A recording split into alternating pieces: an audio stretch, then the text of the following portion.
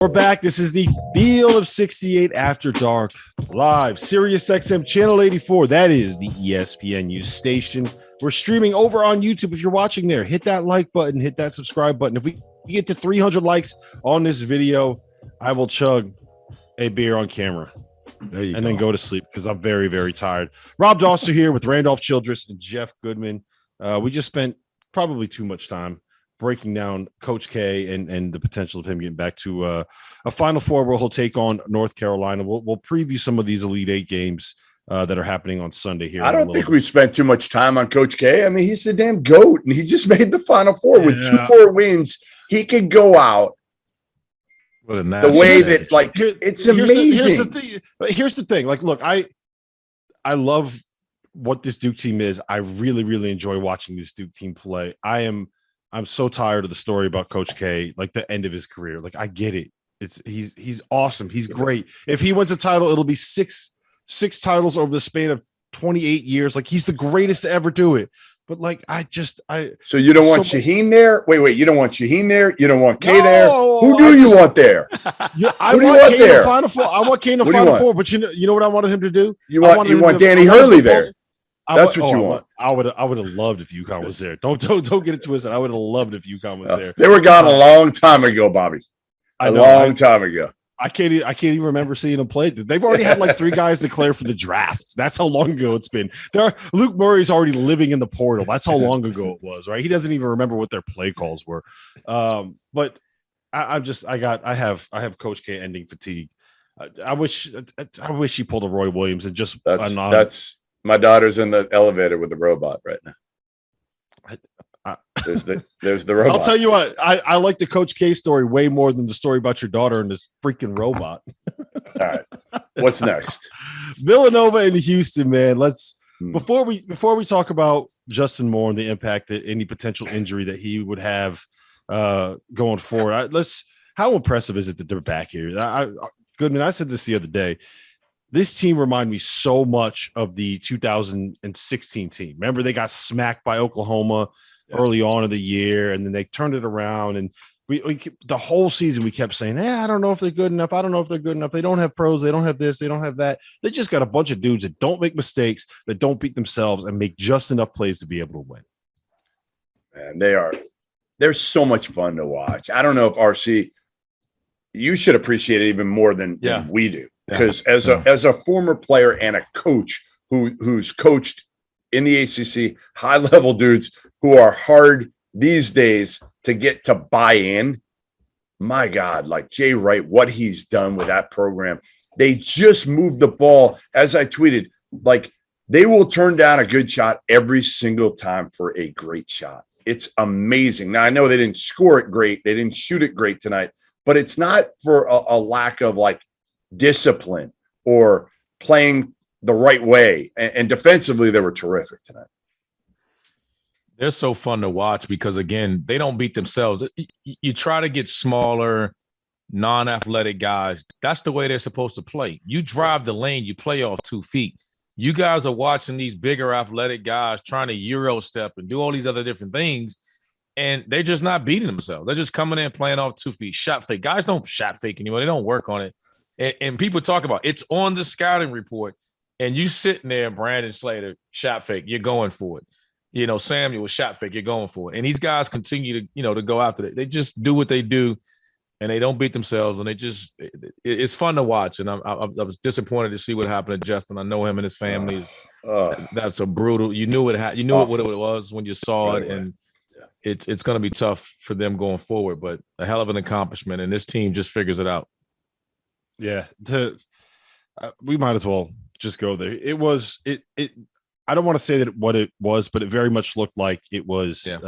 He blew an Achilles tendon. The way that they were reacting on the bench made you think that it was something that was pretty serious. And when it's Achilles, you can know, right? That's something is you don't need the MRI to tell you definitively. Like, you can know. And Jay was very in the press conference. He basically said, I don't expect him to be playing anymore. So that means Caleb Daniels is going to step into the starting lineup. That means that they are basically going to be 5 deep with maybe Brian Antoine coming off the bench because they're already playing without Jordan Longino. Longino, however you pronounce his name. So it's how can Villanova can they win in the Final Four? Can you play 5 guys and win? I mean, we've seen North Carolina do it for one game, part of a month. Sure, for one game, why can't you? Now, again, the key is like Eric Dixon. Can he stay out of foul trouble? Right, like you're going to go up against whether it's Miami, probably Kansas. David McCormick's a big boy, and they could throw Lightfoot in there, and they got Jalen Wilson who can attack the basket.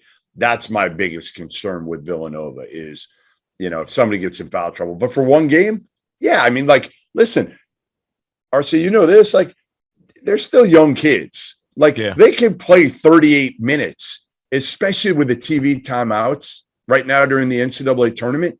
They are long. So they'll get those breathers if you play it correctly. But again, it's foul trouble. That's the biggest worry to me for Villanova. And the good thing about that is Villanova doesn't foul. Like they don't foul. They don't turn the ball over. They don't make mistakes. They don't give up defensive rebounds. That's all they do is they go out there and they just do the things that you have to do to be able to win. Like we talk about fundamentally sound teams. They are so annoyingly fundamentally sound. It's in every way.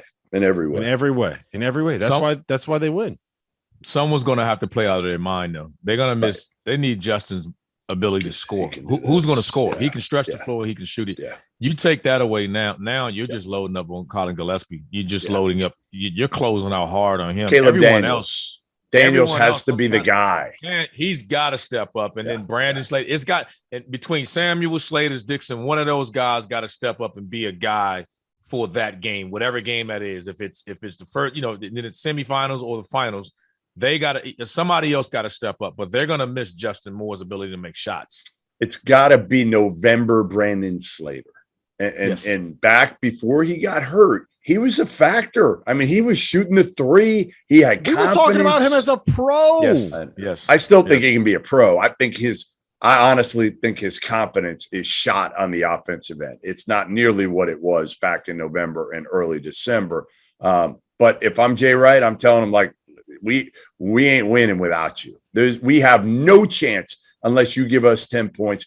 We'll take, like, I'm going to yank your ass for Brian Antoine if you don't shoot the ball, because we can't have you out there as an offensive liability now. Yep. They got to score more than 50 points. I mean, I know Houston's a good defensive team, but they're going to struggle to score unless somebody else steps up that's not accustomed to making shots. Yeah, I mean, Caleb Daniels is a guy that has been a scorer in a past life. We've seen Jermaine Samuels pop off for 25 or 30 points. So it's doable. It's definitely doable, especially if you end up with Miami, right? If Miami finds a way to get to the Final Four, they actually match up really well with Miami. I don't necessarily think that that's going to happen, but who knows, man? Apparently the ACC is basically the NBA at this point, right, RC? Seriously, the hell is happening with the ACC? And it's funny because everybody's all this talk about the ACC. No, you sucked earlier in the year. You did. Right, exactly. And we figured it out. Like, stop all this narrative like, the ACC. No, you were down. Carolina's an 8th seed. I hate when this happens. Teams just got better into the year. It's great coaching. They got better. It's happened. It can be you get a little luck. Both things can be right. Yeah, you get lucky matchups. Teams got hot. Come on. Duke's talented. We get it. But stop this narrative that it was it was not a great year in the conference. That we were wrong. No, the narrative is we were wrong. Yeah, you know what we're talking about. We weren't wrong. Stop it. No, exactly. You were 4-16 against the rest of the ranked teams in the like, get out of here with that. Yeah, RC's frustrated, man. He's done with this. I can't tell you. People stop me all the time about that. Yeah, you guys were saying. I'm like, and I'm sitting there like, you know what? If you don't shut up and get away from me with this foolishness, you don't know what you're talking about. Like, get the hell away from me. And now you know what I go through every day. Every day. I said that. I said, now I know how it feels to be Jeff Goodman. I got people putting up on me at the store. Yeah. I'll say this about it though. I'll say this about North Carolina. I don't think that we gave them enough credit for the run that they made late in the ACC because of how bad that league was. They've won 16 out of 19, 15 out of 18, something like that. They won, I think it was 9 out of the last 11 in regular season play, including the win at Duke. And I know they had a loss to Pitt in there. That's ugly. I get it. But I don't think we gave them enough credit heading into March for what they were able to do down the stretch of the regular season, because we all thought that the conference was just dog shit, and it was a little bit better than dog shit. Once I talked to Larinaga, about that today, and one of the things he said was, "Listen, the league, because of transfers, it got better," and I agree, but I think you could say that about every league and every team that had a lot of I mean, look at Arkansas. Right, they got better. Obviously, they were terrible. The entire country is transfers. Better. Exactly. You're not the only one. Other than Villanova and Purdue, everybody else had transfers. If you're in UConn, of course, everybody else had transfers. Mm-hmm. UConn could have used a transfer too. Yeah, well, no, but I think that it was one. Virginia Tech took a while to figure it out, and we thought that they were going to be one of the top 2 or 3 teams. 2, the bottom fell out of Louisville, right? And we thought they were going to be one of the top 3 or 4 teams. Florida State could not get healthy. We thought they were going to be one of the top 3 or 4 teams. And North Carolina didn't figure it out until February. And North Carolina, that's a top 10 to 12 team in terms of talent. Like, you got Caleb Love, we've been saying that all year. Yeah. They're really good in terms of talent. And you know what's wild about what this Final Four could end up being? Duke basically plays 6 guys, right? Villanova played 6 guys before Justin Moore's injury. They might play 5 guys. North Carolina only really wants to play 5 guys. Like, we talk about depth. There's no depth at this Final Four. Yeah.